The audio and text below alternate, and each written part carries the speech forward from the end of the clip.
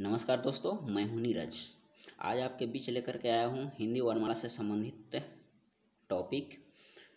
यह हिंदी का पहला टॉपिक है। दोस्तों, अगर आप किसी भी एग्जाम की तैयारी करते हैं जिसमें आपको हिंदी से संबंधित प्रश्न आते हैं तो आपके लिए यह वीडियो बेस्ट हो सकता है। इससे बाहर आपका कुछ भी नहीं आएगा। आप इस वीडियो में लास्ट तक जुड़े रहें। तो आइए वीडियो को शुरू करते हैं। हम लोग पढ़ेंगे हिंदी वर्णमाला।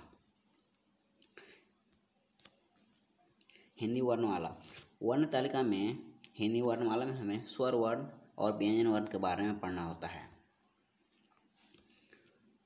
स्वर वर्ण होता है, स्वर वर्ण में हम लोग ह्रस्व स्वर, दीर्घ स्वर और प्लुत स्वर के बारे में जानेंगे। स्वर वर्ण के 3 भाग होता है: ह्रस्व स्वर, दीर्घ स्वर और प्लुत स्वर। ह्रस्व स्वर की संख्या 4 है। ह्रस्व स्वर को ही मूल स्वर भी कहा जाता है। दीर्घ स्वर की संख्या 7 है। इसमें आ, दीर्घई, दीर्घऊ, ए, ऐ, ओ, औ आता है। और एक होता है प्लुत स्वर। प्लुत स्वर में मुख्यतः स्वर जो है इसमें कोई भी शामिल नहीं है। इसमें 3 गुना समय लगता है। प्लुत स्वर के उच्चारण में 3 गुना समय लगता है। ह्रस्व स्वर के उच्चारण में कम समय लगता है। दीर्घ स्वर के उच्चारण में ह्रस्व स्वर के उच्चारण की अपेक्षा अधिक समय लगता है। ह्रस्व स्वर की संख्या 4 है। ह्रस्व स्वर में अ, हर्षई, हर्षऊ और री आता है। आइए अब हम लोग व्यंजन को देखेंगे। व्यंजन वर्ण में हम लोग इसमें चर्चा करेंगे व्यंजन वर्ण के टाइप के बारे में। इसका कई प्रकार होता है, जैसे होता है स्पर्श व्यंजन, अंतस्थ व्यंजन, उष्ण व्यंजन, आगत व्यंजन, संयुक्त व्यंजन। स्पर्श व्यंजन की संख्या 25 है। इसमें क वर्ग से लेकर के प वर्ग तक की संख्या आती है। इसमें क वर्ग में जैसे क ख ग घ अंग, च छ ज झ ञ, ट ठ ड ढ ट्वर्गिन, त थ द ध न, प फ ब भ म, ये सब स्पर्श व्यंजन के अंतर्गत आते हैं। अंतस्थ व्यंजन इसकी संख्या 4 है। इसमें य, र, ल और व आती है। उष्ण व्यंजन की संख्या भी 4 है। इसमें तलावी स, मूर्धनी स, दंती स और ह, तीनों स और ह उष्ण व्यंजन के अंतर्गत आते हैं। आगत व्यंजन की संख्या 2 है। इसमें ज के नीचे बिंदी और फ के नीचे बिंदी, जो कि दोनों ज और फ दोनों के नीचे बिंदी है, जो कि आगत व्यंजन के अंतर्गत आते हैं। एक है संयुक्त व्यंजन की संख्या भी 4 है। संयुक्त व्यंजन में छ, त्र, ज्ञ और स्र आती है। संयुक्त व्यंजन का अर्थ ही है 2 के मेल से बना। इसमें छ, त्र, ज्ञ और स्र, इसका निर्माण 2 व्यंजन के मिलने से होता है।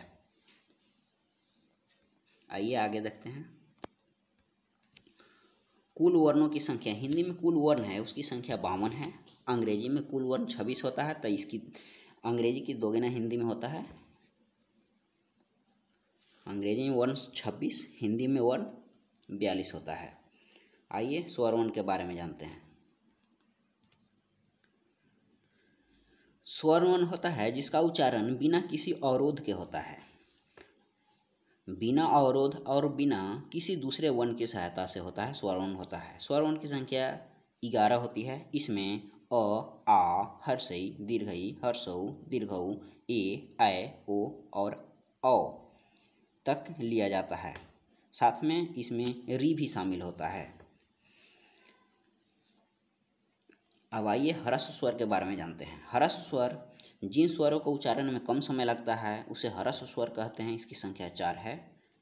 ह्रस्व स्वर अभी आप पढ़ें अ, हर्षई, दीर्घई, हर्षई, दीर्घऊ और री होता है। अ, हर्षई, हर्षऊ और री होता है।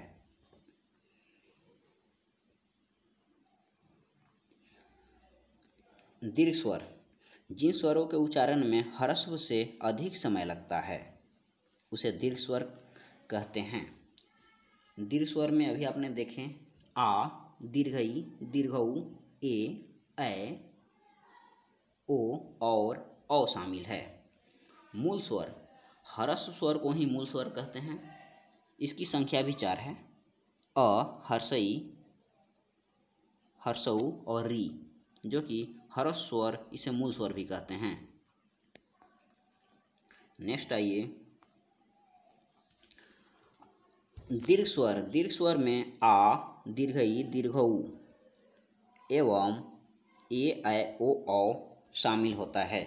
दीर्घ स्वर की संख्या 7 होती है। दीर्घ स्वर में ही मूल दीर्घ स्वर शामिल है। मूल दीर्घ स्वर की संख्या 3 है। आ, दीर्घई और दीर्घऊ को मूल दीर्घ स्वर कहा जाता है। एवं संयुक्त दीर्घ स्वर। संयुक्त दीर्घ स्वर, इसमें ए, ऐ, ओ और औ शामिल है। संयुक्त दीर्घ स्वर की संख्या 4 है। आगत स्वर, औ, आ के ऊपर चांद जैसा बना होता है, इसे आगत स्वर कहा जाता है। इसका उपयोग जैसे ऑल लिखने में किया जाता है। इसे पश्च स्वर एवं अर्ध विवृत स्वर भी कहा जाता है। अब आइए, जिह्वा के आधार पर यानी जीभ के आधार पर स्वर को कितने भागों में बांटा गया है। जीभ के आधार पर स्वर को 3 भागों में बांटा गया है। अग्र स्वर, मध्य स्वर और पश्च स्वर। अग्र स्वर में दोनों ई और ए और ऐ शामिल है। अग्र स्वर की संख्या 4 है।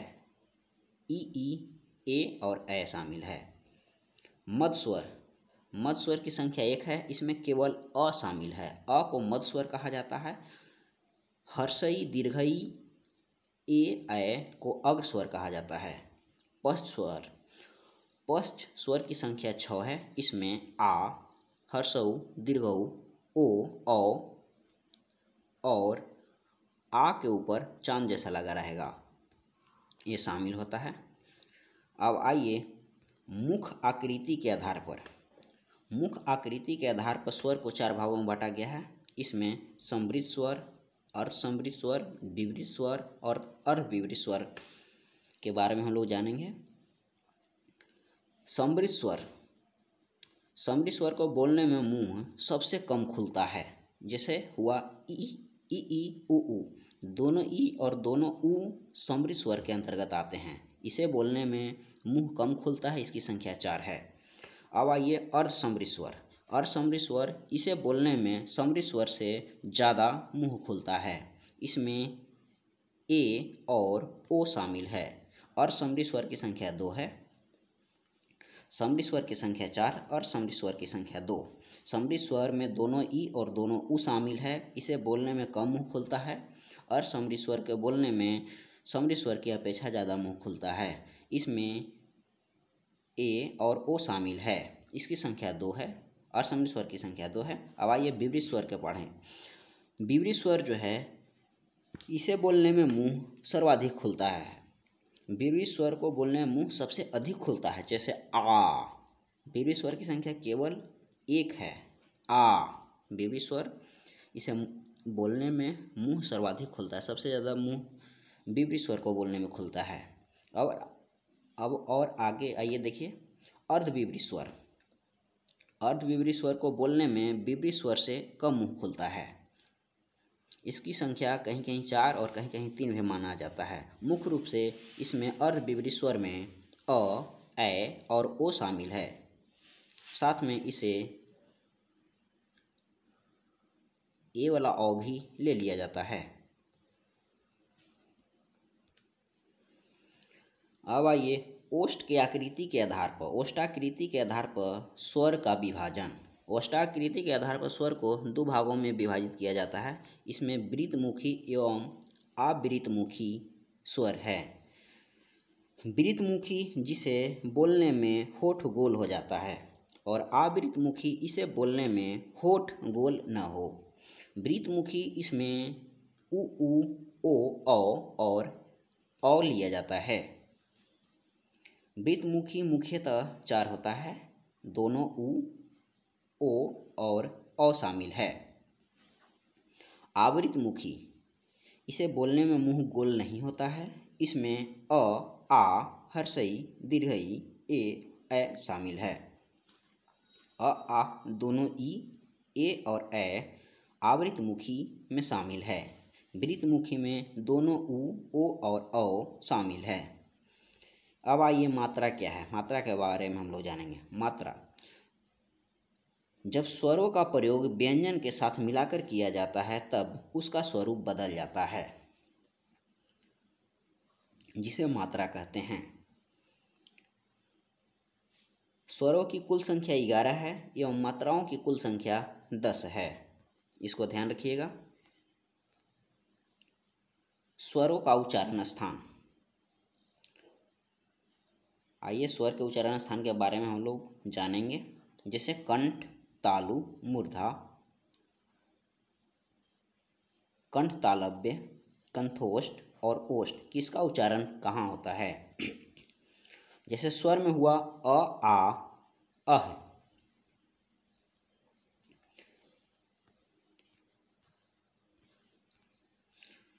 इसका उच्चारण कंठ से होता है आ, अह, और व्यंजन का ह इसका उच्चारण कंठ से होता है। अब आइए तालु। दोनों ई जिसका उच्चारण कंठ से होता है, ई के साथ व्यंजन का य और तलावी स इसका उच्चारण तालु से होता है। मूर्धा, री, स्वर का री का उच्चारण मूर्धा से होता है एवं व्यंजन का र और मूर्धानी स का उच्चारण मूर्धा से होता है। कंठ तालव्य, ए और ए का उच्चारण कंठ तालव्य से होता है। कंठ तालव्य को हम लोग आसानी से याद करेंगे, जिसे ए और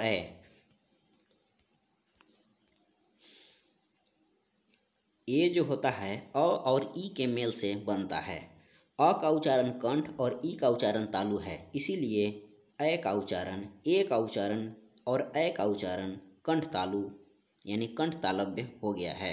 इसी तरह अ का उच्चारण कंठ से एवं उ का उच्चारण ओष्ठ से होता है, इसीलिए ओ और औ का उच्चारण को कंठोष्ठ कहा जाता है। दोनों उ का उच्चारण ओष्ठ से, अ का उच्चारण कंठ से, इसीलिए ओ और औ का उच्चारण कंठोष्ठ से होता है। इसी तरह व्यंजन का व जो वर्ण है इसका उच्चारण दंतोष्ठ से होता है। व का उच्चारण दंतोष्ठ से होता है। आइए अब हम लोग स्वर और मात्रा को देखेंगे। स्वर हुआ आ, हर्षई, दीर्घई, हर्षऊ, दीर्घऊ, री, ओ और औ इसकी संख्या 11 है। अब मात्रा को हम लोग देखेंगे कि इसकी संख्या 10 कैसे हो जाती है।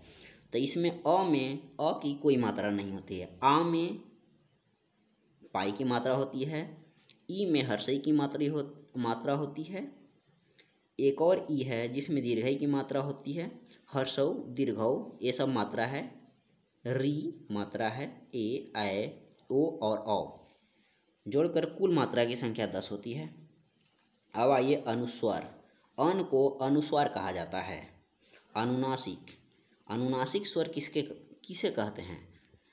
तो किसी के ऊपर चंद्रबिंदी जब लग जाए उसको अनुनासिक कहते हैं। जैसे अ के ऊपर चंद्रबिंदी लग गया, अनुनासिक हो गया। आ के ऊपर चंद्रबिंदी लग गया, अनुनासिक हो गया। ई के ऊपर चंद्रबिंदी लग गया, अनुनासिक हो गया। निर्नुनासिक, निर्नुनासिक को मौखिक स्वर भी कहा जाता है। इसमें चंद्रबिंदी का उपयोग नहीं होता है। आइए विसर्ग के बारे में देखेंगे। अह को विसर्ग कहा जाता है। आगत ध्वनियाँ कौन कौन सी है। तो चंद्रबिंदी लगल रहेगा या नुक्ता लगल रहेगा उसको हम लोग आगत ध्वनियाँ कहेंगे। इसे आगे भी आप लोग को दिखाएंगे। कुल व्यंजन की संख्या 11 एवं मूल व्यंजन की संख्या जब पूछे तो 33 है। कुल व्यंजन की संख्या 11, मूल व्यंजन की संख्या 33 है। मूल व्यंजन में हम लोग स्पर्श व्यंजन, जिसमें स्पर्श व्यंजन की संख्या 25 होती है, यह क से लेकर म तक होती है। अब आइए उत्क्षिप्त व्यंजन, इसकी संख्या 2 होती है। ड के नीचे बिंदी और ढ के नीचे बिंदी दोनों उच्छित व्यंजन के अंतर्गत आते हैं। अंतस्थ व्यंजन की संख्या 4 होती है, य, र, ल, व। उष्ण व्यंजन या उष्ण संघर्षी व्यंजन इसे कहते हैं। इसकी संख्या भी 4 होती है, तीनों स और ह, तलावी स, मूर्धनी स, दंती स और ह। इसमें तलावी स का उच्चारण स्थान तालु, दंती मूर्धनी स का मूर्धा और दंती स का उच्चारण स्थान मूर्धा होती है और ह का उच्चारण स्थान कंठ होता है। अब आइए आगत व्यंजन के बारे में पढ़ेंगे। ज के नीचे बिंदी और फ के नीचे बिंदी दोनों आगत व्यंजन के अंतर्गत आते हैं। आगत व्यंजन की संख्या 2 है। संयुक्त व्यंजन, संयुक्त व्यंजन से यह स्पष्ट है कि दो व्यंजन के मेल से इसका निर्माण हुआ है, जैसे छ, त्र, ज्ञ और स्र। इसकी संख्या 4 है। संयुक्त व्यंजन की संख्या 4 है। अर्ध स्वर, य और व को अर्ध स्वर कहा जाता है। लुंठित व्यंजन, इसकी संख्या 1 है। र को लुंठित व्यंजन कहा जाता है। पार्श्विक व्यंजन, पार्श्विक व्यंजन ल, इसकी संख्या केवल 1 है। ल को पार्श्विक व्यंजन कहते हैं। अंतस्थ व्यंजन में 4 होते हैं। अंतस्थ व्यंजन को 4 भागों में बांटा गया है, जिसे अर्ध स्वर, लुंठित व्यंजन और पार्श्विक व्यंजन। अर्ध स्वर में य और व शामिल है, लुंठित व्यंजन में र शामिल है और पार्श्विक व्यंजन में ल शामिल है। अब आइए इसमें क वर्ग ध्वनियाँ। क, ख, ग, घ सभी में हलंत लगा रहेगा, नीचे पाई लगा रहेगा, उसको कवर्ग ध्वनि कहते हैं। च, छ, ज, झ, ञ इसे चवर्ग ध्वनियाँ। ट, ठ, ड, ढ, टवर्गिना और ड के नीचे बिंदी और ढ के नीचे बिंदी इसमें शामिल है। ट वर्ग में आता है। त वर्ग में त, थ, द, ध, न, प, फ, ब, भ, म जो कि प वर्ग में आते हैं। क वर्ग क, ख, ग, घ अंग। च वर्ग च, छ, ज, झ, ञ। ट वर्ग ट, ठ, ड, ढ, टवर्गिना। त वर्ग त, थ, द, ध, न। प वर्ग प, फ, ब, भ, म। इसमें अंग, इय, टवर्गिना, न और म इसे पंचम वर्ग या नासिक ध्वनियाँ भी कहते हैं। ज के नीचे बिंदी और फ के नीचे बिंदी को आगत व्यंजन कहते हैं एवं ड के नीचे बिंदी एवं ढ के बिंदी को उच्छिप्त व्यंजन कहते हैं। नासिक व्यंजन की संख्या 5 है।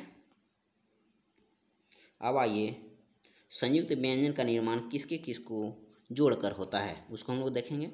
जैसे संयुक्त व्यंजन छ, त्र, ज्ञ और स्र के बारे में हम लोग अभी देखें।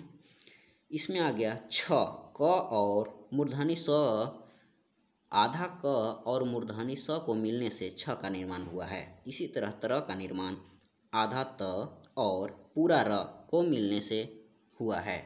ज्ञ का निर्माण आधा ज और ञ को मिलने से ज्ञ का निर्माण हुआ है। इसी तरह स्र का निर्माण आधा तलावी स और पूरा र को मिलने से हुआ है।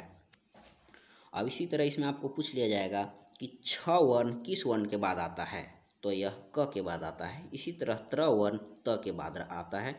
ज्ञ जो कि ज के बाद आता है और स्र वर्ण जो कि स के बाद यानी तलावी स के बाद आता है। नेक्स्ट है अंतस्थ व्यंजन का प्रकार। अंतस्थ व्यंजन इसमें य, र, ल और व शामिल है। इसकी संख्या 4 है। अभी आप लोग को बताए हैं। अंतस्थ व्यंजन में अर्ध स्वर, लुंठित व्यंजन और पार्श्विक व्यंजन शामिल है। य और व को अर्ध स्वर कहा जाता है, र को लुंठित व्यंजन एवं ल को पार्श्विक व्यंजन कहा जाता है। हिंदी व्यंजन का वर्गीकरण 2 भाग में स्थान के आधार पर और प्रयत्न के आधार पर किया जाता है। स्थान के आधार पर इसे कंठ, तालु, मूर्धा, जैसे कंठ होता है ये इसका उच्चारण गले से होता है, इसमें क वर्ग शामिल है। साथ में स्वर का अ, आ विसर्ग और यर लव में जो कि ह शामिल है। अ, आ विसर्ग, ह और क वर्ग कंठ से बोले जाते हैं। तालु, तालु इसका उच्चारण छत का निचला भाग से होता है, इसे तालव्य कहा जाता है। इसमें च वर्ग के साथ य और तलावी स शामिल है। साथ में स्वर वर्ण का दोनों ई शामिल है। मूर्धा, मुंह के भीतर की छत का अगला भाग से इसका उच्चारण होता है, इसे मूर्धन्य वर्ण कहते हैं। इसमें ट वर्ग शामिल है। नेक्स्ट है दंत। यानी दांत, दांत के ऊपरी भागों के निकट से इसका उच्चारण होता है। इसमें त वर्ग शामिल है। ओष्ठ, जिसका उच्चारण दोनों ओष्ठ से होता है, इसे ओष्ठ वर्ण कहा जाता है। इसमें प वर्ग के सभी वर्ण शामिल हैं। अब आइए, वेरी वेरी इंपॉर्टेंट हैं, वत्सर्य वर्ण। वत्सर्य किसको कहेंगे?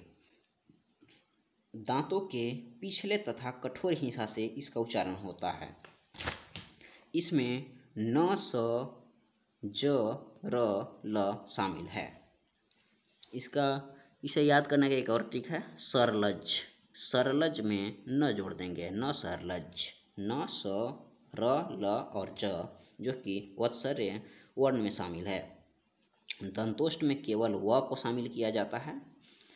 निचले ओष्ठ तथा ऊपरी दांतों से इसका उच्चारण होता है। स्वरतंत्रीय वर्ण, इसका उच्चारण स्वर से होता है, जैसे ह को स्वरतंत्रीय वर्ण कहते हैं। प्रयत्न के आधार पर हिंदी व्यंजन का वर्गीकरण। प्रयत्न के आधार पर हिंदी वर्ण को कई विभागों में बांटा गया है, जैसे स्पर्श व्यंजन, संघर्षी व्यंजन, अस्पर्श संघर्षी व्यंजन, अंतस्थ व्यंजन, उत्क्षिप्त व्यंजन और अयोगवाह शामिल है। अंतस्थ व्यंजन का 3 और भाग होता है, जिसे अर्धस्वर, लुंठित और पार्श्विक व्यंजन कहा जाता है। अर्धस्वर में य और व को शामिल किया गया है, लुंठित में र को एवं पार्श्विक में ल को शामिल किया गया है। श्वास या प्राण, प्राण की मात्रा के आधार पर वर्ण का विभाजन। श्वास के आधार पर वर्ण को 2 भागों में बांटा गया है, अल्प प्राण एवं दूसरा है महाप्राण। अल्प प्राण, इसके उच्चारण में फेफड़ा से कम मात्रा में हवा निकलता है, कम मात्रा में वायु निकलता है अल्प प्राण, अधिक मात्रा में वायु निकलता है महाप्राण। अल्प प्राण में प्रत्येक वर्ग के वर्ण फर्स्ट, थर्ड एवं फिफ्थ, प्रथम, तृतीय एवं पंचम वर्ण शामिल होता है। साथ में इसमें अंतस्थ वर्ण, जिसे य, र, ल, व कहा जाता है, यह भी शामिल होता है। अब आइए महाप्राण वर्ण। महाप्राण, इसके उच्चारण में फेफड़ा से अधिक मात्रा में वायु निकलता है। प्रत्येक वर्ण के दूसरा एवं चौथा जो वर्ण है महाप्राण में शामिल होता है।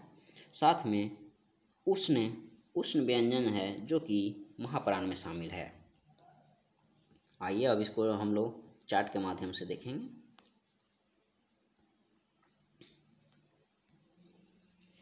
अल्प प्राण, महाप्राण। अल्प प्राण में अभी आप लोग देखें प्रथम, तीसरा, पांचवा। इसी तरह महाप्राण में दूसरा और चौथा शामिल होता है, जैसे क, ग और अंग, च, ज, इय, ट, दोनों ड और टवर्गीय न, त, द, न, जो कि अल्प प्राण में शामिल है। इसी तरह महाप्राण में ख, घ, दूसरा, चौथा शामिल है। छ, झ महाप्राण में शामिल है। ठ, दोनों ढ, जो कि महाप्राण में शामिल है। इसी तरह थ और ध भी महाप्राण में शामिल है। प, ब और म अल्प प्राण में शामिल है। फ और भ महाप्राण में शामिल है। अंतस्थ व्यंजन जो कि अल्प प्राण में अ से अंतस्थ और अ से अल्प प्राण। अंतस्थ व्यंजन अल्प प्राण में शामिल है। य, र, ल, व अंतस्थ व्यंजन के अंतर्गत आता है, अल्प प्राण में शामिल है। और बाकी उष्ण व्यंजन जो कि बच गया, यह महाप्राण में शामिल है। महाप्राण में अधिक श्वास निकलता है। स, तलावी स, मूर्धनी स, दंती स, ह, ये सभी का उच्चारण में अधिक हवा निकलता है। स्वरतंत्रियों के कंपन के आधार पर वर्णों का विभाजन घोष और अघोष में, अघोष व्यंजन एवं घोष व्यंजन में विभाजित किया गया है। घोष व्यंजन को ही सघोष भी कहा जाता है। अघोष व्यंजन, इन ध्वनियों के उच्चारण में कंपन नहीं होती है। अघोष, इसमें कंपन नहीं होगा। प्रत्येक वर्ग के पहला एवं दूसरा वर्ण प्रथम एवं द्वितीय जो कि अघोष में आता है। साथ में इसमें ह को छोड़कर उष्ण व्यंजन भी शामिल है। तीनों स पहला और दूसरा वर्ण के साथ अघोष में शामिल है। अब आइए सघोष के बारे में देखेंगे। सघोष व्यंजन इन इसका उच्चारण में कंपन होती है, स घोष के उच्चारण में कंपन होती है। इसमें स घोष में प्रत्येक वर्ग के थर्ड, फोर्थ और फिफ्थ वर्ण शामिल है। साथ में इसे अंतस्थ व्यंजन भी शामिल है एवं साथ में स्वर भी शामिल है। स्वर के साथ ह। स घोष के बारे में हम लोग ध्यान से देखेंगे। स घोष और अ घोष के बारे में जब भी क्वेश्चन पूछा जाएगा, इसमें ह से संबंधित क्वेश्चन जरूर पूछा जाएगा। स घोष में ह शामिल है, अ घोष में ह शामिल नहीं है। अ घोष में उस व्यंजन को शामिल किया गया है जैसे तीनों स अ घोष के अंतर्गत आते हैं, और अंतस्थ व्यंजन जो कि स घोष के अंतर्गत आते हैं। अल्पप्राण और महाप्राण में अंतस्थ व्यंजन अल्पप्राण के साथ आता है। इसी तरह स घोष और अ घोष में स घोष के साथ अंतस्थ व्यंजन आते हैं, और सभी स्वर केवल स घोष के साथ आते हैं। स से स घोष और स से सभी स्वर जो कि स घोष में शामिल है। स घोष में तीसरा, चौथा और पांचवा वर्ण शामिल है। अघोष व्यंजन और सघोष व्यंजन को हम लोग चार्ट से देखेंगे। अघोष पहला और दूसरा, क, ख, च, छ, ट, ठ, त, थ, प और दोनों फ जो कि अघोष के अंतर्गत आते हैं। इसी तरह सघोष में तीसरा, चौथा और पांचवा को शामिल किया गया है। ग, घ, अंग, दोनों ज, झ, इय, दोनों ड, दोनों ढ और ट्वर्गी न, त, थ को अघोष एवं द, ध, न को सघोष में शामिल किया गया है। इसी तरह प, फ जो कि अघोष और ब, भ, म को सघोष में शामिल किया गया है। तीनों स जो कि अघोष में है, ह को यहाँ पे शामिल नहीं किया गया है। ह जो कि अपना जगह को नहीं बदला, यह सघोष के साथ रह गया। यह अघोष के साथ नहीं गया है, सघोष के साथ रह गया है। ह को आप लोग ध्यान रखिएगा, ह जो है सघोष के साथ जाता है। ह के साथ अंतस्थ और सभी स्वर जो कि सघोष के साथ जाता है। वायु के नासिका से निकलने के आधार पर, वायु को नाक से निकलने के आधार पर यहाँ हम लोग वर्णों का विभाजन देखेंगे, जिसे नासिक के। इन ध्वनियों के उच्चारण में वायु मुख के साथ साथ नाक से भी निकलती है। मुंह और नाक दोनों से निकलती है नासिक वर्ण। अब इसी तरह निर्नुनासिक, यानी नाक का उपयोग नहीं होगा। निर्नुनासिक को मौखिक भी कहा जाता है। इसके उच्चारण में निर्नुनासिक यानी मौखिक, इसका केवल उच्चारण मुख से होता है, नाक से सांस नहीं निकलता है, नाक का मार्ग बंद होता है। नासिक ध्वनि की संख्या 5 है। इसे हिंदी वर्गीय ही पंचम वर्गीय व्यंजन भी कहा जाता है, एवं इसे अंतिम पांचों व्यंजन शामिल होता है, जैसे अंग, इय, ट्वर्गी न और म शामिल है। अनुस्वार, अनुस्वार को अनुनासिक स्वर भी कहते हैं। इसे नासिक ध्वनियाँ हैं। अनुस्वार नासिक ध्वनियाँ हैं। आगत व्यंजन क, ख, ग, ज और फ जो कि विदेशी भाषा की ध्वनियाँ हैं, यह आगत व्यंजन के अंतर्गत आते हैं। द्वित व्यंजन, समान व्यंजन का संयुक्त को द्वित व्यंजन कहते हैं। इसमें दो समान व्यंजन मिलकर बना होता है, जैसे पक्का, क और क, आधा क और का, दो समान व्यंजन है, मिलकर बना है, यह द्वित व्यंजन में आता है। जैसे दिल्ली, तल दो ल होता है। इसी तरह बच्चा, अड्डा, 70, 80, 90, इक्का, सब में दो व्यंजन मिल करके इसका निर्माण हुआ है।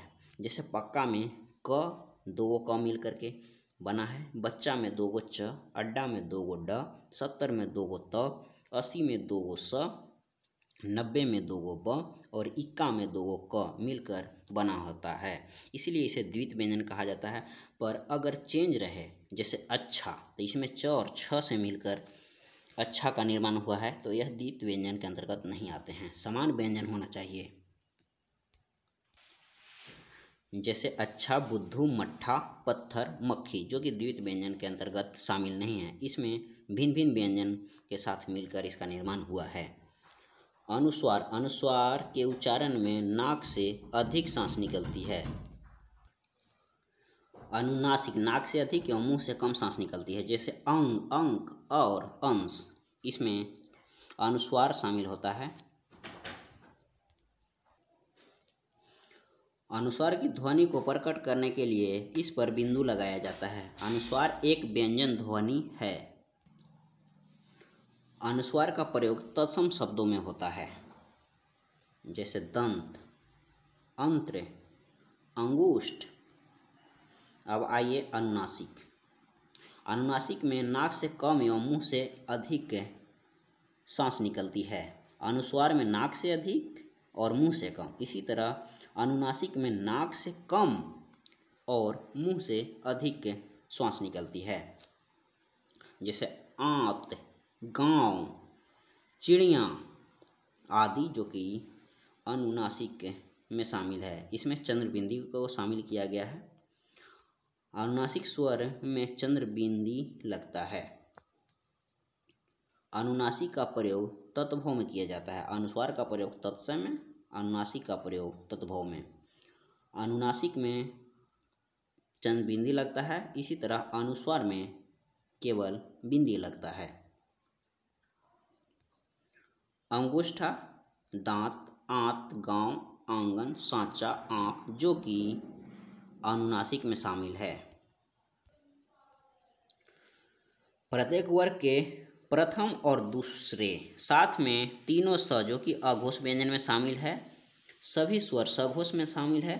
प्रत्येक वर्ग के तीसरा, चौथा और पांचवा वर्ण के साथ अंतस्थ व्यंजन एवं साथ में ह, जो कि सघोष यानी घोष में शामिल है।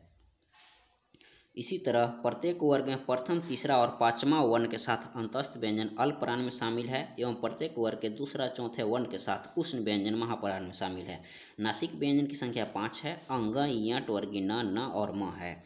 कंठ वर्ण में अ, आ, विसर्ग के साथ क वर्ग एवं ह शामिल है। तालव्य वर्ण में दोनों ई, य, तलावी स और च वर्ग शामिल है। मूर्धन्य व्यंजन में मूर्धनि स, ट वर्ग, र और री शामिल है। दंत व्यंजन में त वर्ग के साथ ल और स शामिल है। इसी तरह ओष्ठ व्यंजन में प वर्ग के साथ दोनों उ शामिल है। दंतोष्ठ व्यंजन में व शामिल है, केवल व को दंतोष्ठ में शामिल किया गया है।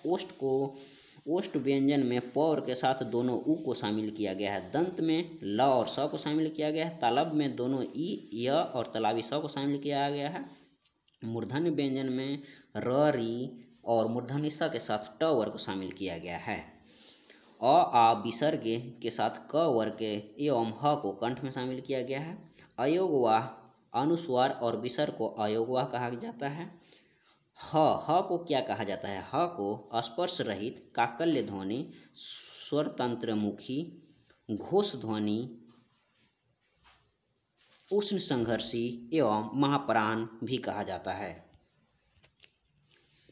ह को स्पर्श रहित क्यों कहा जाता है? क्योंकि स्पर्श व्यंजन में क से लेकर के म तक आता है। ह इसमें शामिल नहीं है, इसलिए इसको स्पर्श रहित कहा जाता है। ह को काकल्य ध्वनि कहा जाता है, स्वरतंत्रमुखी कहा जाता है। घोष ध्वनि, घोष यानी अघोष और सघोष, जिसमें ह सघोष के साथ शामिल था, इसलिए ह को घोष ध्वनि कहा जाता है। उष्ण संघर्षी, तीनों स और ह के साथ उष्ण संघर्षी के अंतर्गत आते हैं। इसी तरह अल्पप्राण और महाप्राण में उष्ण व्यंजन शामिल होता है। उष्ण व्यंजन में ह आता है, इसलिए ह को महाप्राण कहा जाता है। भाषा की सार्थक इकाई को वाक्य कहा जाता है। भाषा की जो सार्थक इकाई है, इसे वाक्य कहा जाता है। वाक्य से जो छोटा इकाई होता है उसको उपवाक्य कहा जाता है। उपवाक्य से छोटा इकाई को पदबंध कहा जाता है। पदबंध से छोटा इकाई को पद यानी शब्द कहा जाता है। शब्द से मिलकर पदबंध का निर्माण होता है। पदबंध से मिलकर उपवाक्य का निर्माण होता है और उपवाक्य से मिलकर वाक्य का निर्माण होता है। और सबसे छोटी इकाई को ध्वनि या वर्ण कहा जाता है। वर्ण से मिलकर अक्षर का निर्माण होता है। अक्षर से मिलकर शब्द यानी पद का निर्माण होता है। तो इसको आप लोग ध्यान रखिएगा। वर्ण सबसे छोटी इकाई होती है। इसे ध्वनि भी कहा जाता है। वर्ण से मिलकर अक्षर का निर्माण होता है। अक्षर से मिलकर पद या शब्द का निर्माण होता है। शब्द से मिलकर पद बंध का निर्माण होता है। पद बंध से मिलकर उपवाक्य का निर्माण होता है एवं उपवाक्य से मिलकर वाक्य का निर्माण होता है। भाषा की सबसे छोटी इकाई ध्वनि या वर्ण है। वर्ण के व्यवस्थित समूह को वर्णमाला कहते हैं। समूह व्यवस्थित होना चाहिए, इसे वर्णमाला कहते हैं। जैसे राम, राम में होता है राम 2 अक्षर एवं 4 वर्ण से मिलकर बना है। किसी स्वर के उच्चारण में लगने वाले समय को मात्रा कहते हैं। वर्ण के उच्चारण में जो समय लगता है उसे मात्रा कहते हैं। दिली द्वित व्यंजन के अंतर्गत आते हैं। हिंदी शब्दकोश में छ जो कि क्रम है यह क के बाद आता है। छ जो है क के बाद आता है। स ध्वनि जो कि तालव्य, अघोष एवं महाप्राण में शामिल है, जिनका उच्चारण ऊपर के दांतों पर जीभ से होता है, यह दंत वर्ण के अंतर्गत आते हैं। हिंदी शब्दकोश में अंग जो कि अ से पहले आता है। अगर कहीं अ से कोई शब्द लिखा हो और अंग से कोई शब्द लिखा हो तो उसमें शब्दकोश के अनुसार अंग वाला को पहले मान्यता मिलती है। नेक्स्ट है, जिन स्वरों के उच्चारण में कम समय लगे उसे ह्रस्व स्वर, जिन स्वरों के उच्चारण में दोगुना समय लगे उसे दीर्घ स्वर कहते हैं। मूल स्वर को ही ह्रस्व स्वर कहा जाता है। इसकी संख्या 4 है, अ, हर्षई, हर्षऊ और री, जो कि ह्रस्व स्वर के अंतर्गत शामिल है। नेक्स्ट है, संस्कृत भाषा में स्वर को अच कहा जाता है। संस्कृत भाषा में स्वर को अच एवं व्यंजन को हल कहा जाता है। अच, इसमें च को आधा लिखा जाता है, इसी तरह हल में ल को आधा लिखा जाता है। दीर्घ व्यंजन की संख्या 7 है। आ, दीर्घई, दीर्घऊ, ए, ऐ, ओ और औ। इसमें मूल दीर्घ व्यंजन जो कि आ, दीर्घई और ऊ को मूल दीर्घ व्यंजन कहा जाता है। ए, ऐ, ओ और औ को संयुक्त दीर्घ व्यंजन कहा जाता है। मूल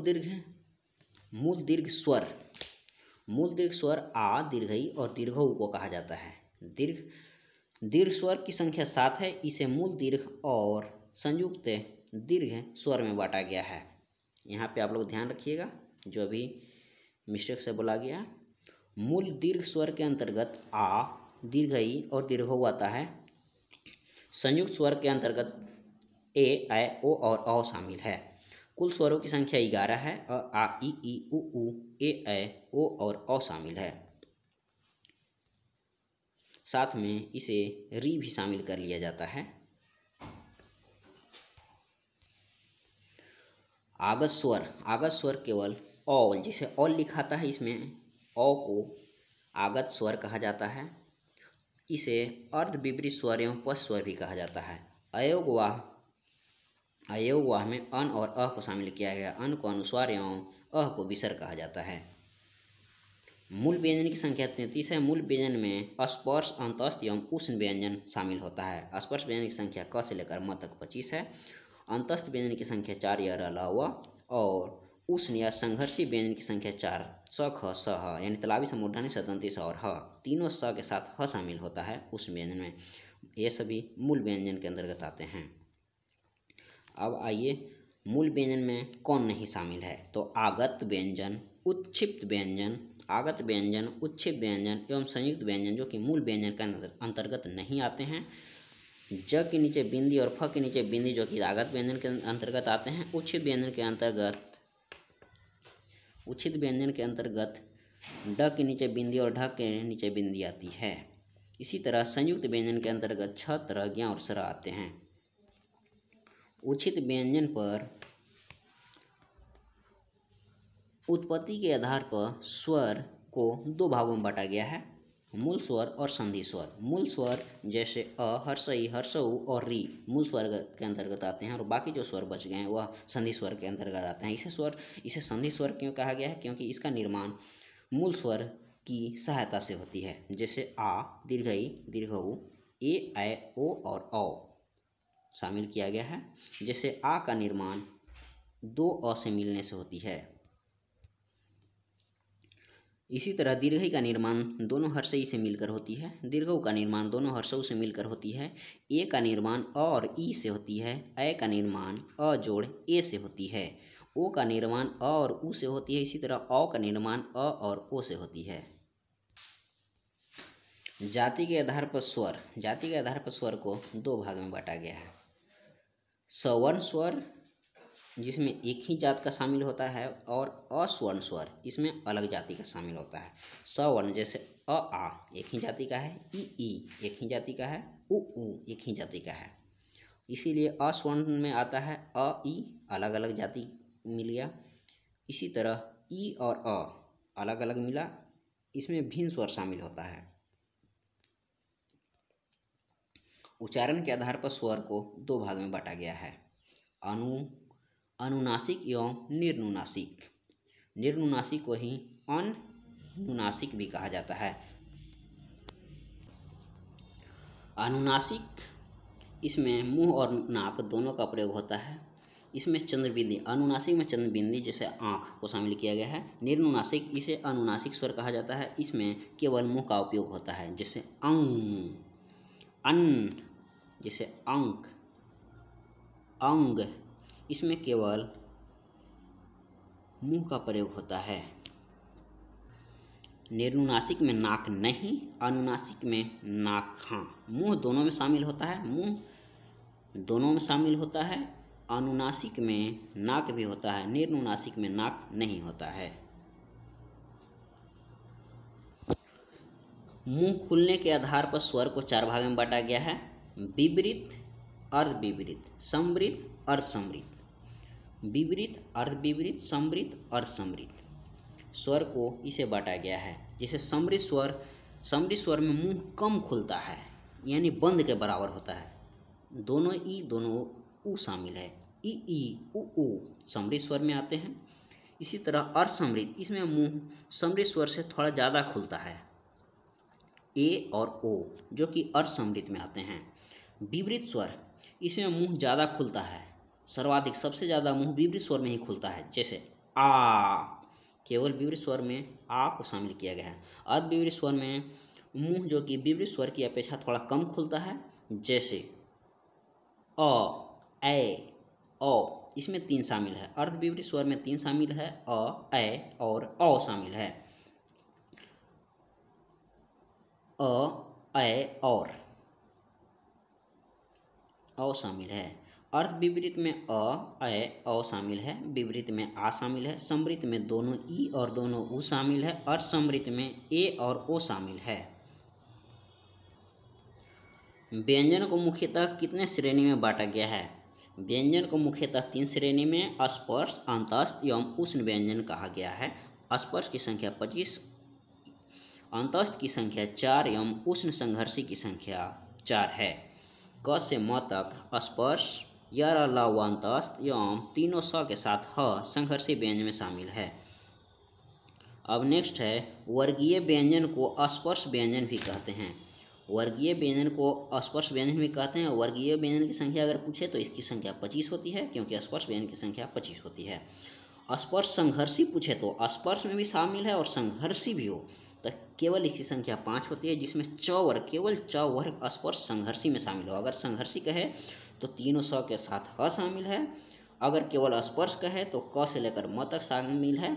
और इसमें स्पर्श संघर्षी, स्पर्श भी शामिल है और संघर्षी भी शामिल है, केवल च वर्ग को स्पर्श संघर्षी में शामिल किया गया है। द्विगुण व्यंजन, उच्छित व्यंजन को द्विगुण व्यंजन कहा जाता है। इसमें 2 गुण पाया जाता है, इसलिए इसे द्विगुण व्यंजन कहा जाता है। प्रयत्न के आधार पर व्यंजन का प्रकार 5 होता है, जिसे कंठ, तालु, मूर्धा, दंत, ओष्ठ। प्रयत्न के आधार पर व्यंजन को मुख्यतः 5 वर्ग में बांटा गया है, कंठ, तालु, मूर्धा, दंत, ओष्ठ।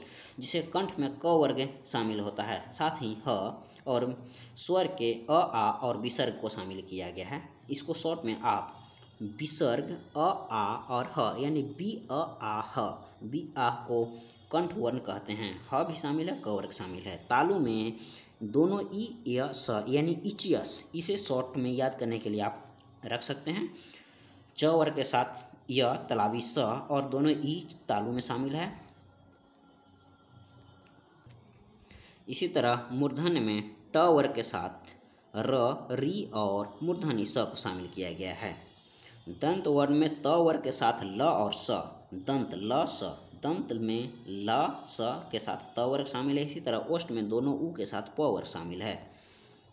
नेक्स्ट है नासिक व्यंजन। नासिक व्यंजन की संख्या 5 है। ईंट वर्गी न, अंग न, म, इय, अंग इय, वर्गी न और म शामिल है। नासिक व्यंजन को ही अनुनासिक व्यंजन कहते हैं। नासिक व्यंजन और अनुनासिक व्यंजन सेम है। संयुक्त व्यंजन छ, त्र, ज्ञ और सर है।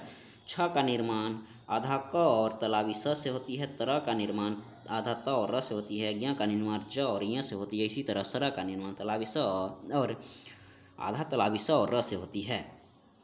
छ जो कि क के बाद आती है, इसी तरह त्र त के बाद आती है, ज्ञ ज के बाद आती है, इसी तरह स्र जो कि तलावी स के बाद आती है। प्रयत्न के आधार पर व्यंजन के अन्य प्रकार होती है। प्रयत्न के आधार पर व्यंजन के अन्य प्रकार होती है कंठ तालव्य, कंठोष्ठ, दंतोष्ठ और स्वर तंत्रीय। स्वर तंत्रीय में ह को शामिल किया गया है, दंतोष्ठ में व को शामिल किया गया है। इसी तरह कंठ तालव्य जिसमें कंठ और तालु दोनों, इसी तरह जिसे अ को कंठ और ई के तालु से कहा जाता है, इसीलिए अ और ई के मेल से ए का निर्माण होता है। ए और ए दोनों के मेल से जब निर्माण होता है इसलिए कंठ तालव्य कहा गया है। इसी तरह अ का निर्माण कंठ से एवं उ का निर्माण ओष्ठ से होता है, इसलिए ओ और अ का निर्माण कंठोष्ठ से होता है। तो इसको आप सिंबल से याद रख सकते हैं। कंठ तालव्य ए, कंठ ओष्ठ ओ अ, व को दंतोष्ठ एवं ह को स्वर तंत्रीय वर्ण कहा जाता है। अब आइए मुख है, इसको आप लोग ध्यान में रखिए। प्रकंपित, अगर कहीं प्रकंपित व्यंजन लिख दे तो प्रकंपित व्यंजन लुंठित व्यंजन को ही कहा जाता है। र को प्रकंपित या लुंठित व्यंजन कहा जाता है। वत्सर्य व्यंजन का याद करने का आप ट्रिक देखिए। सिंपल माने सरल होता है। वत्सर्य वर्ण को याद कीजिए, सिंपल माने सरल, यानी स, र, ल और ज, इसमें ज को शामिल कर लीजिए तो सरलज जो कि वत्सर्य वर्ण में शामिल है। सरलज के साथ एक न को भी इसमें शामिल किया जाता है, इसीलिए सरलज न जो कि वत्सर्य वर्ण से संबंधित है। संघर्षहीन, य और व को संघर्षहीन व्यंजन कहा जाता है। य व संघर्षहीन, इसीलिए इसे अर्ध स्वर भी कहा जाता है। काकल्य वर्ण ह और विसर्ग को काकल्य वर्ण कहा जाता है। द्वित व्यंजन जैसे बच्चा, 70, 90 जो कि द्वित व्यंजन है, बाकी अच्छा इसमें भिन्न हो गया है, इसीलिए यह द्वित व्यंजन में शामिल नहीं है। स्पर्श संघर्षी, च वर्ग को स्पर्श संघर्षी कहा जाता है। हिंदी में ध्वनि के कितने प्रकार होते हैं? स्वर, वर्ण और व्यंजन में 2 प्रकार होते हैं। मात्रा के आधार पर स्वर का प्रकार हर्ष स्वर, दीर्घ स्वर और पुल्ल स्वर, इसे 3 भाग में बांटा गया है। हिंदी ध्वनि केवल मुख से निकलती है। जो मुख से केवल निकलती है उसे निर्नुनासिक कहा जाता है, यानी नाक शामिल नहीं है इसलिए निर्नुनासिक। केवल मुंह से निकलती है उसे निर्नुनासिक कहा जाता है, और दोनों नाक और मुंह दोनों शामिल है तो अनुनासिक कहा जाएगा। जब एक ही ध्वनि का द्वित हो जाए तब वह युग्मक ध्वनि कहा जाता है। जब एक ही ध्वनि का द्वित हो जाए तो उसे युग्मक ध्वनियाँ कहेंगे, याद रखिएगा। लिखित भाषा में मूल ध्वनि के लिए जिन चिन्ह का प्रयोग किया जाता है उसे लिपि कहते हैं। लिखित भाषा में मूल ध्वनि के लिए जिन चिन्ह का प्रयोग किया जाता है, चिन्ह को ही लिपि कहते हैं, याद रखिएगा। 2 व्यंजन जब एक साथ मिले तो संयुक्त व्यंजन, जो अगर 2 स्वर एक साथ मिले तो संयुक्त स्वर कहलाता है। जिन वर्णों का उच्चारण करते समय केवल श्वास का प्रयोग हो उसको अघोष कहा जाता है। इसको ध्यान रखिएगा। यहाँ पे आपको ऑप्शन सघोष, अघोष, अल्पप्राण, महाप्राण सारा ऑप्शन दिया हुआ रहता है, तो इसीलिए इसको ध्यान रखिएगा, यह इंपॉर्टेंट हो जाता है। जिन वर्णों के उच्चारण में केवल श्वास का प्रयोग हो अघोष याद रखिएगा, सघोष नहीं आप कहिएगा, नहीं अल्पप्राण और महाप्राण कहिएगा। यहाँ पे 4 ऑप्शन रहता है। यहाँ केवल श्वास का प्रयोग हो तो अघोष को आंसर मारिएगा। मूल दीर्घ स्वर आ, दीर्घ ई और दीर्घ ऊ मूल दीर्घ स्वर है। अनुस्वार, जिसका अनुस्वार का कार्य जो कि पंचम वर्ण का कार्य, पंचम वर्ण है जो कि अनुस्वार का कार्य करती है, पंचम वर्ण को ही अनुस्वार भी कहा जाता है। खड़ी पाई वाले व्यंजन में, खड़ी पाई वाले जो व्यंजन होता है उसका संयुक्त रूप कैसे बनाया जाता है? तो खड़ी पाई को हटा देंगे तो वह खड़ी पाई वाले व्यंजन को संयुक्त रूप बना दिया जाएगा। जैसे पूरा प, या और स है तो इसमें खड़ी पाई को हटा देंगे यानी आधा प हो जाएगा तो प्यास बन जाएगा। इसीलिए खड़ी पाई वाले व्यंजन में पाई को हटाकर संयुक्त व्यंजन बनाया जाता है। आगत वर्ण, आगत वर्ण है क ख ग घ ज और फ। यह जो कि अरबी भाषा की ध्वनि है, इसलिए इसे आगत वर्ण कहा गया है। क ख ग घ ज फ सब के नीचे बिंदी है। क के नीचे बिंदी, ख के नीचे बिंदी, ग के नीचे बिंदी, घ के नीचे बिंदी, ज के नीचे बिंदी और फ के नीचे बिंदी। यह आगत वर्ण के अंतर्गत आते हैं। स्वर के बाद में आने वाले नासिक ध्वनियों को अनुस्वार कहा जाता है। स्वर के बाद जो कि आने वाली नासिक ध्वनि है उसको अनुस्वार कहा जाता है। ब वर्ण का वैशिष्ट है। ब होता है, याद रखिएगा, द्योष्ट। सबसे इम्पोर्टेंट, ब को द्योष्ट भी कहा जाता है और अस्पष्ट तो आप जानवे कहते हैं कि क से म तक शामिल होता है। अल्पप्राण में 1 3 के साथ अंतस्थ व्यंजन शामिल होता है। 1 3 5 के साथ अंतस्थ व्यंजन शामिल होता है। इसी तरह घोष और अघोष को याद रखिएगा। घोष और निरुनासिक, जो कि ब होता है, दयोष्ट होता है, स्पर्श के अंतर्गत भी आता है, अल्पप्राण के अंतर्गत आता है, घोष के अंतर्गत आता है और निरुनासिक के अंतर्गत आते हैं। भाषा की सार्थक लघुत्तम इकाई को ध्वनि कहा जाता है। भाषा की सबसे छोटी लघुत्तम सार्थक इकाई को ध्वनि यानी वर्ण कहा जाता है।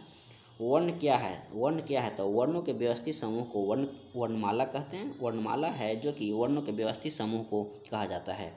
हिंदी शब्दकोश के अनुसार कौन पहले आएगा? जैसे संतान, सकल, सक्षम एवं सच्चल, तो इसमें संतान सबसे पहले आएगा, सक्कल उसके बाद आएगा, सक्षम उसके बाद आएगा और सच्चल उसके बाद आएगा। इसको आप ध्यान से रखिएगा। जैसे अंग जो होती है अ के पहले आती है, इसी तरह स दोनों है और संग जो कि संतान, तो स के ऊपर बिंदी है, यह स से पहले आएगा तो इसलिए इसमें हो गया।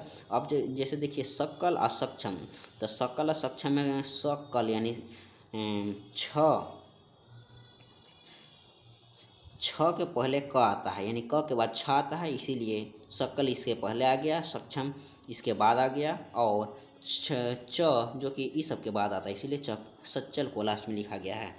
हिंदी व्यंजन में अंग और अ यानी अनुस्वार और विसर्ग जो कि किसके साथ आती है, तो यह अ के साथ शामिल है। हिंदी शब्दकोश में अंग और अ जो कि अ के साथ आती है, याद रखिएगा।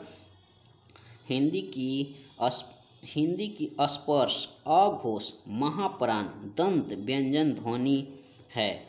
जैसे थ को क्या कहा गया? जैसे थ जो कि स्पर्श में भी शामिल है, अघोष यानी पहला दूसरा, अघोष भी शामिल है। महाप्राण किसको कहेंगे?